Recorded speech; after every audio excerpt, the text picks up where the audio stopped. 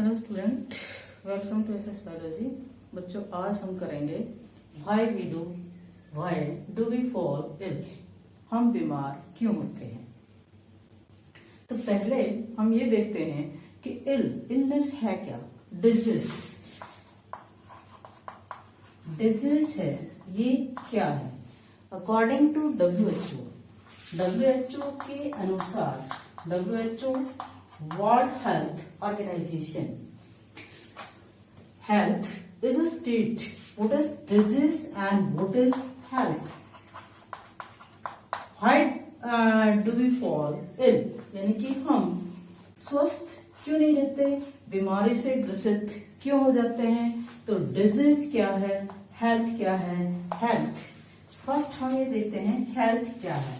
Health is a state of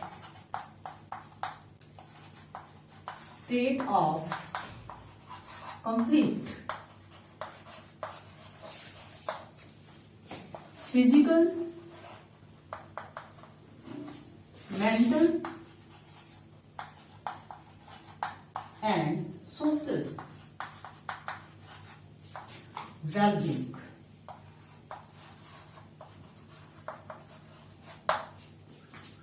State of complete physical, mental, social well-being यानी कि एक ऐसी अवस्था है जो हमारा शरीर फिजिकली सभी पार्ट, यानी फिजिकली मीन्स सभी पार्ट शरीर के अच्छे से कार्य करने चाहिए, सभी पार्ट हमारे होने चाहिए।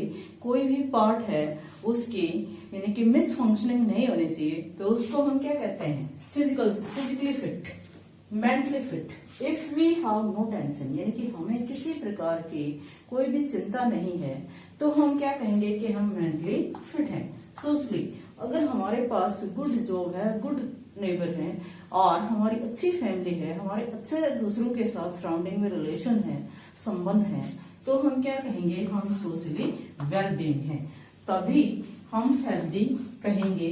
Not only absence of disease, not only absence of disease, यानी कि केवल डिजीज ना होना ही हेल्दी नहीं है। किसी इंसान को अगर बीमारी नहीं है और वो मेंटली डिस्टर्ब है तो वो हेल्दी नहीं है।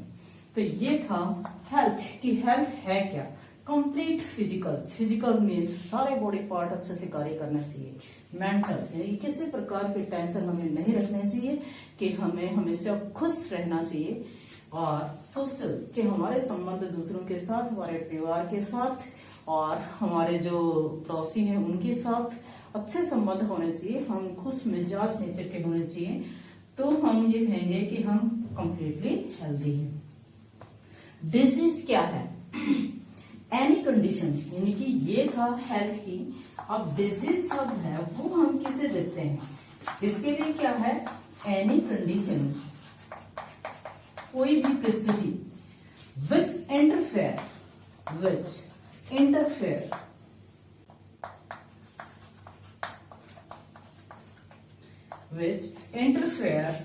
functioning of our body,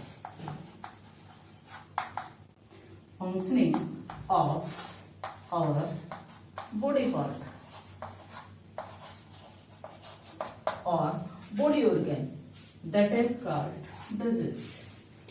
कि बीमारी क्या है, कोई भी परिस्थिति, जैसे आज कोविड-19 के संक्रमण की परिस्थिति है, या हमारे घर के अंदर कोई झगड़ा हो रखा है वो परिस्थिति है, या हमें किसी टाइप का इन्फेक्शन हुआ है वो परिस्थिति है। यानी कि कोई भी परिस्थिति विच इंटरफेयर, यानी कि कोई भी जो परिस्थिति है जो इंटरफेयर करती है, इंटरफेयर्स बाधा डालती है, किसमें, functioning of our body part, हमारे शरीर के जो पार्ट्स हैं उनके कार्य करने में बाधा डालती है, उसको क्या कहते हैं, डिजीज। ये होती कैसे है डिजीज, क्यों बीमार होते हैं हम, कितने प्रकार की होती है, कैसे हम इससे बच सकते हैं। तो जो डिजीज है वो क्या हो सकती है कि बाय बर्थ हो सकती है, उसको हम क्या कहेंगे, कॉन्जेनिटल डिजीज, और एक्वायर्ड यानी कि या तो जन्मजात और या टेकन आफ्टर बर्थ, जन्म के बाद ली गई है। यानी कॉन्जेनिटल क्या है कि कोई भी बीमारी जो जन्मजात हमें है, किसी क्रोमोसोम के अंदर डिफेक्ट आने से, किसी जीन के अंदर डिफेक्ट आने से और हमें बीमारी हुई है, तो उसको क्या कहेंगे हम? कॉन्जेनिटल। तो अगर ये बैड लक के अकॉर्डिंग है तो इसको हम कंट्रोल नहीं कर सकते, लेकिन अगर मान लीजिएगा ये नहीं है तो हमें किस पे ध्यान रखना होगा? एक्वायर्ड, यानी बीमार क्यों पड़ सकते हैं, किसके कारण? एक्वायर्ड के कारण, जो जन्म के बाद हम लेते हैं। मेनली हमने ध्यान देना है एक्वायर्ड के ऊपर, क्योंकि इसके ऊपर कंट्रोल नहीं है, ये बाय बर्थ जो है। तो किसके ऊपर कंट्रोल है, जिसके बारे में हम ध्यान दे सकते हैं और हमारे शरीर को स्वस्थ रख सकते हैं, वो क्या है? एक्वायर्ड, जो जन्म के बाद हम लेते हैं। That is the disease taken after birth during living. तो किसके कारण हो सकती है? जो एक्वायर्ड है वो किसके कारण हो सकती है? या तो आप बैलेंस डाइट नहीं ले रहे, और कैसे आप स्वस्थ रह सकते हैं? By taking balance diet. Second क्या है? In the clean environment. अगर आप क्लीन एनवायरमेंट में भी रहते हैं तो आप क्या लेंगे कि जो डिजीज है उससे फ्री रहेंगे। एनवायरमेंट,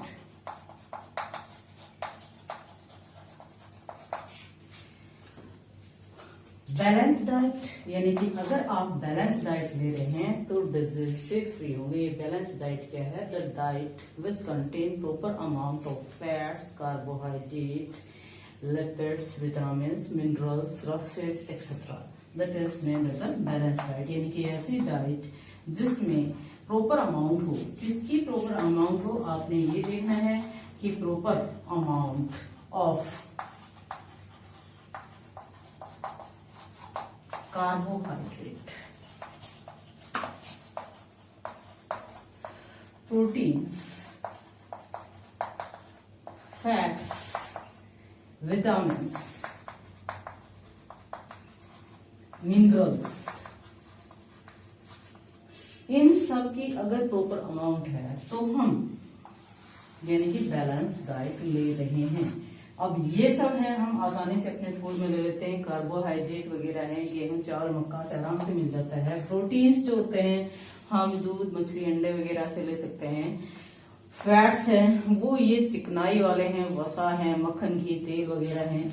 विटामिन, मिनरल, इनको हम जो ग्रीन वेजिटेबल हैं और फ्रूट्स हैं उनसे हम ले सकते हैं। तो ये हमारे लिए अब बहुत जरूरी है। ये जनरली हम डाइट में लेते रहते हैं, जिनसे मोस्टली फैट्स और कार्बोहाइड्रेट हमें ऊर्जा देते हैं, एनर्जी प्रोवाइड करते हैं, और प्रोटीन्स जो होते हैं वो हमारी रिपेयरिंग करते हैं, ग्रोथ के लिए जरूरी है। ये हमारे जो एंजाइम्स होते हैं जो मेटाबॉलिज्म को कंट्रोल कर रहे हैं तो उनमें कैटलिस्ट का कार्य करते हैं। तो ये ग्रीन वेजिटेबल और फ्रूट्स जो होते हैं वो लेने बहुत जरूरी होते हैं।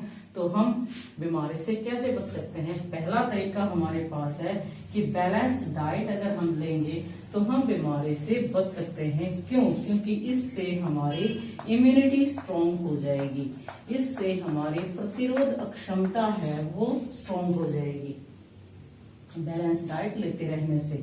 दूसरा, अगर हम क्लीन एनवायरनमेंट के अंदर रह रहे हैं तो इससे क्या होगा? No infection. क्या होगा? नो इन्फेक्शन, कोई भी इन्फेक्शन हमें नहीं होगा। तो दो तरीके से ही हम बीमार होते हैं, या तो हमारी इम्यूनिटी पुअर होती है या हम स्वच्छ नहीं रह रहे होते तो हमें किसी भी टाइप का इन्फेक्शन हो सकता है। तो यहाँ हम बात एक तो स्ट्रॉन्ग इम्यूनिटी करने की करेंगे कि स्ट्रॉन्ग इम्यूनिटी को अब इस केस में हम कैसे मेंटेन कर सकते हैं, हम अपने आप की प्रतिरोधक क्षमता को कैसे मेंटेन कर सकते हैं। फर्स्ट इसका है पॉजिटिव सोच, यानी कि अगर हम अपनी सोच को पॉजिटिव रखेंगे कि हम स्ट्रॉन्ग हैं, हम बैलेंस डाइट ले रहे हैं, कोई भी डिजीज हमारा कुछ नहीं बिगाड़ सकते, क्योंकि जो अटैक अगर होगा तो हमारी बॉडी उसके लिए तैयार है। जैसे किसी देश के ऊपर अगर अटैक होता है और जो दुश्मन है अगर वो थोड़े से हैं और हमने अपने सैनिक बहुत ज्यादा तैयार कर रखे हैं, तो हमें कोई खतरे वाली बात नहीं है। सेम ऐसे अगर हम कोविड-19 की का एग्जाम्पल लेते हैं, तो अगर इसका वायरस थोड़े बहुत एकाध हमारे शरीर के अंदर एंटर करता है तो हमारा इम्यून सिस्टम उससे निपटने के लिए तैयार है और हमें कोविड-19 यानी कि इसका संक्रमण नहीं होगा। लेकिन अगर हजारों वायरस इस एकदम अटैक करते हैं, उस टाइम हमें थोड़ा सा सोचना पड़ेगा। तो इसके लिए हमारी गवर्नमेंट ने जो सोशल डिस्टेंसिंग या मास्क पहनना या लॉकडाउन करना, ऐसे स्टेप जो उठाए हैं ये बहुत ही जरूरी हैं, क्योंकि लॉकडाउन के दौरान हमारी गवर्नमेंट ने सिखाया है कि हमें कैसे रहना है, हमें कैसे सोशल डिस्टेंसिंग करनी है, क्योंकि हमें लाइफ इसके साथ जीनी है और हमें कमाना भी है, हमारे देश के लिए करना भी है और अपने परिवार के लिए करना है, स्वयं को स्वस्थ रखना है। तो उसके लिए हम कैसे करेंगे, इसके लिए हमें यानी कि ये सब रूल फॉलो करने पड़ेंगे जो हमारी गवर्नमेंट ने लॉकडाउन के दौरान हमें सिखाए हैं। एक छोटा सा एग्जांपल लेती हूँ बच्चों, अगर मान लो कल हमारी गवर्नमेंट स्कूल खोलने के लिए और अलाउ करती है, तो हमारे जो स्टूडेंट हैं अगर वो क्लास में अल्टरनेट बेंच पे बैठते हैं तो सोशल डिस्टेंसिंग का रूल फॉलो हो जाता है।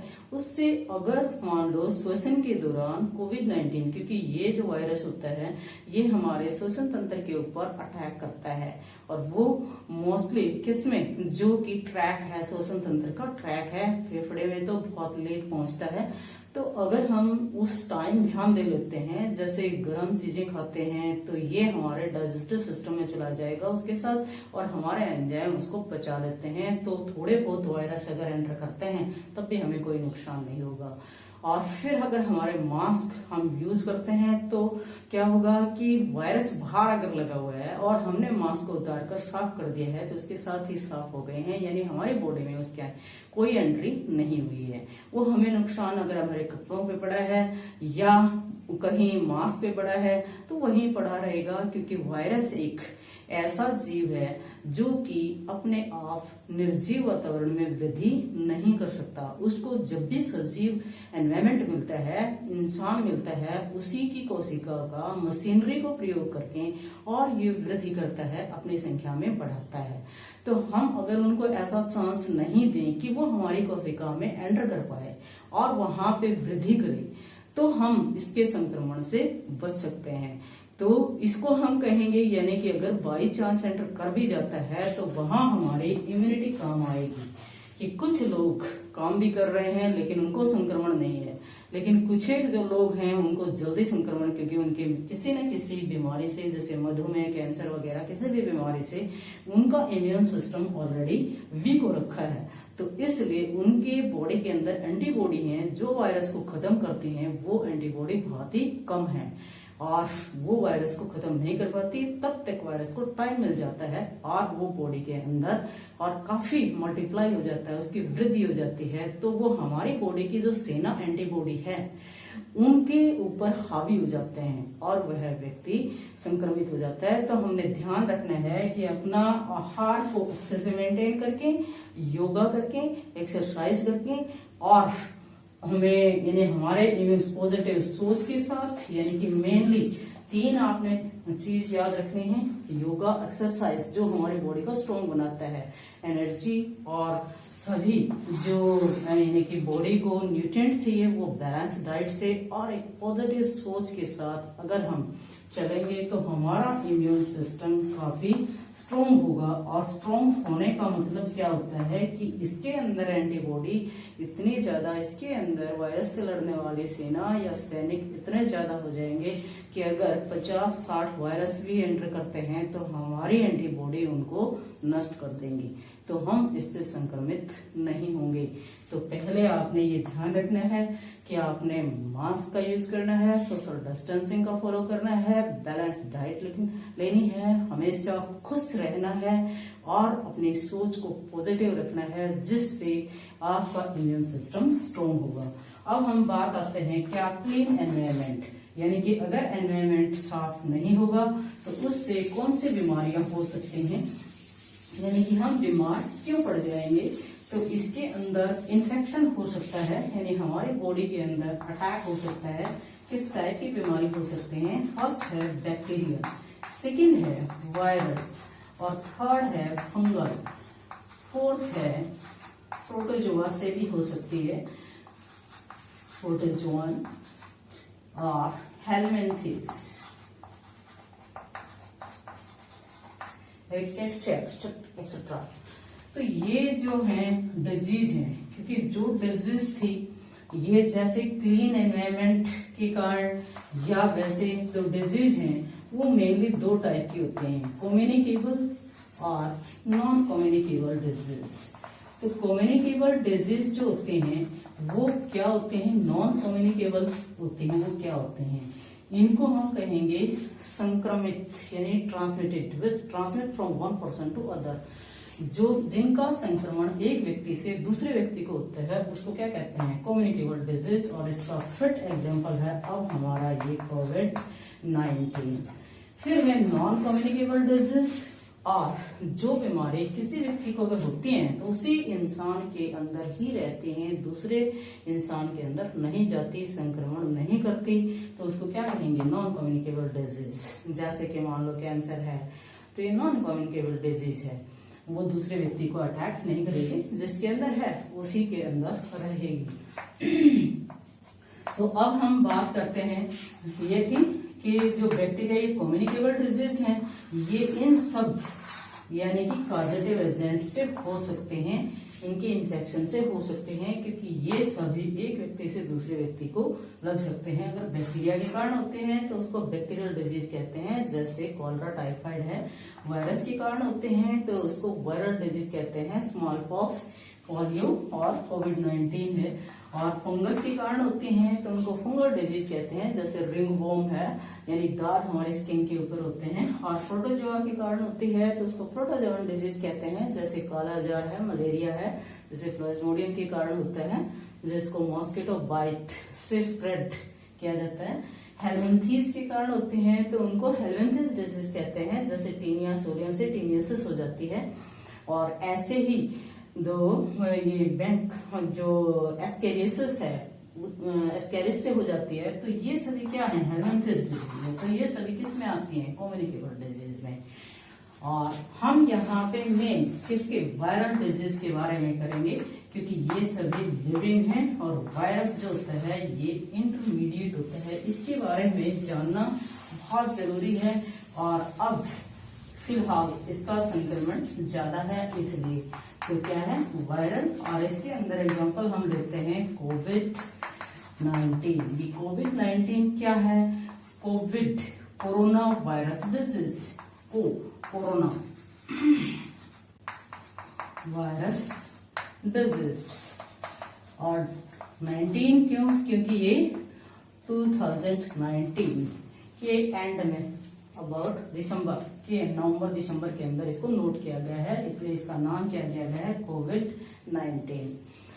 तो यहाँ इसमें हमने ध्यान रखना है कि वायरल डिजीज में क्या है, वायरस के बारे में थोड़ा सा जानना। वायरस है ये ना ही लिविंग है, ना ही सजीव है, ना ही निर्जीव है। ये अपने आप निर्जीव वातावरण में अगर किसी मेटल की चीज पे, दीवार पे, लकड़ी पे या मिट्टी में, कहीं पे पानी में पड़ा है तो पड़ा रहेगा, वहां पे वृद्धि नहीं करेगा, कुछ समय बाद नष्ट हो जाएगा। अगर मान लो ये इंसान के अंदर प्रवेश कर जाता है, उसमें इंसान की कोशिका से मशीनरी लेकर अपना खुद का मटेरियल तैयार करता है और वृद्धि करना शुरू कर देता है, उस समय इनकी संख्या ज्यादा हो जाती है तो हमारी बॉडी इससे संक्रमित हो जाती है। और इस पीरियड को इसको कहते हैं इंक्यूबेशन पीरियड। इंक्यूबेशन पीरियड क्या होता है, that is the appearance of symptom after entry of virus into the body, यानी कि वायरस की बॉडी में एंटर होने के बाद उसके लक्षण हैं कब नजर आते हैं, तो उसका बीच का समय इंक्यूबेशन पीरियड है, ये लगभग 14 डेज तक हो सकता है। यानी कि किसी इंसान के अंदर 10 डेज में भी अपीयर हो जाते हैं, 14 डेज में भी अपीयर हो जाते हैं, तो ये इनका इंक्यूबेशन पीरियड है। तो जिस इंसान के अंदर कोविड की एंट्री होगी उसको खुद को पता नहीं चलता कि उसके अंदर एंट्री हो गई। इसलिए स्ट्रॉन्ग इम्यून सिस्टम होना जरूरी है, क्योंकि ये उसका इम्यून सिस्टम हो सकता है उस संक्रमण को वही रोक दे और वायरस को मल्टीप्लाई नहीं होने दे। तो इसमें वायरस के बारे में जानना बहुत जरूरी होता है। जो वायरस है इसमें प्रोटीन की कोट होती है, इसके चारों तरफ ऐसे प्रोटीन की कोट होती है अंदर की साइड, और उसके बाद इसके अंदर ये आरएनए होते हैं इसके, और सबसे बाहर जो लेयर होती है प्रोटीन की लेयर के, ये जो होती है ये मेनली ध्यान रखनी है, ये फैट की लेयर है और यही इसका कमजोर वो है। यानी कि ये और इसके ऊपर ये इसके रिसेप्टर होते हैं, यानी जो बॉडी की जो सेल हैं उसके साथ इसको अटैच करते हैं, ये इसके रिसेप्टर हैं ऐसे करके सभी। तो यहाँ ये जो फैट की लेयर है अगर हाई टेम्परेचर है जैसे मैंने बताया है, और ये किसको आरएनए को एंटर करेगा, तो ये किसी भी सेल के कांटेक्ट में इनके साथ, ये मान लीजिएगा कोई सेल है, कोशिका है हमारे शरीर की, तो उसके साथ ये अटैच हो जाएगा इसकी सहायता से, फिर इसमें छेद करके ये अपने आरएनए को सेल के अंदर डाल देता है, केवल आरएनए को सेल के अंदर डाल देगा। अगर इसके अटैच होने से पहले ही हमारे सपोज गले में एंटर कर गया है, नाक के थ्रू एंटर कर गया है, उस समय हमने गर्म चीजें पी है या गर्म पानी पिया है, ये वॉश आउट होकर डाइजेस्टिव सिस्टम में चला गया है, तो वायरस हमारा कुछ नहीं बिगाड़ सकता, क्योंकि ये डिजोल्व हो जाएगी, जो मेम्ब्रेन होती है ये डिजोल्व हो जाती है। ऐसे ही अगर हम कोई चीज लेकर आते हैं उसको हमने धूप में डाल दिया है, क्योंकि ताजा हवा और धूप वायरस को कमजोर बना देती है और जिससे वायरस का संक्रमण है वो कम हो जाता है। क्यों? क्योंकि इसकी फैट की जो लेयर है वो डिजोल्व हो जाती है, तो अकेला जो आरएनए होता है वो इसके संपर्क में नहीं आ सकता, क्योंकि रिकॉग्नाइज कौन करते हैं, बाहर जो रिसेप्टर थे वो इसको रिकॉग्नाइज करते हैं, अटैच करते हैं, तब आरएनए प्रवेश करता है, तभी वायरस मल्टीप्लाई होगा। तो हमें क्या करना है, क्या यानी कि प्रोटेक्शन रखनी है अपने आप को, कैसे बचाना है, कि इसका सबसे अच्छा तरीका तो यही है सोशल डिस्टेंसिंग, कि इंसान अगर बोलता है, छींकता है, खांसता है, तो जो ड्रॉपलेट बाहर आती हैं वो दूसरे व्यक्ति के संपर्क में आते ही उसको संक्रमित कर देती हैं, तो उनसे बचना है। कि बाई चांस अगर आए तो एकाध आए जो हमारी इम्यूनिटी उसको रोक दे वहीं पे। दूसरा, मास्क प्रयोग करना, अगर गिरेंगे मास्क पे गिरेंगे तो उसको, मास्क को अगर हम साफ करते हैं तो साबुन इसकी लेयर को डिजोल्व कर देता है, हटा देता है, तो फिर ये खत्म हो जाता है। फिर तीसरा इसका हमारा इम्यून सिस्टम स्ट्रॉन्ग बनाना। इम्यून सिस्टम स्ट्रॉन्ग हम कैसे बनाते हैं, कुछ औषधीय जो पौधे हैं जैसे नीम है, गिलोय है, तुलसी है, इन सब का प्रयोग करके भी हम इम्यून सिस्टम को स्ट्रॉन्ग बना सकते हैं। इसके अलावा संतुलित आहार लें और इसके साथ साथ हमारे, ताकि इस आहार को प्रयोग करके हमारी बॉडी सेल जो है वो तैयार रहे, उनके रॉ मटेरियल चाहिए वो बैलेंस डाइट से लेते हैं, वो हम योगा और एक्सरसाइज करें और हम खुश रहें, सकारात्मक सोच रखें, अपने आप को बीमारियों से बचा सकते हैं। थैंक्स।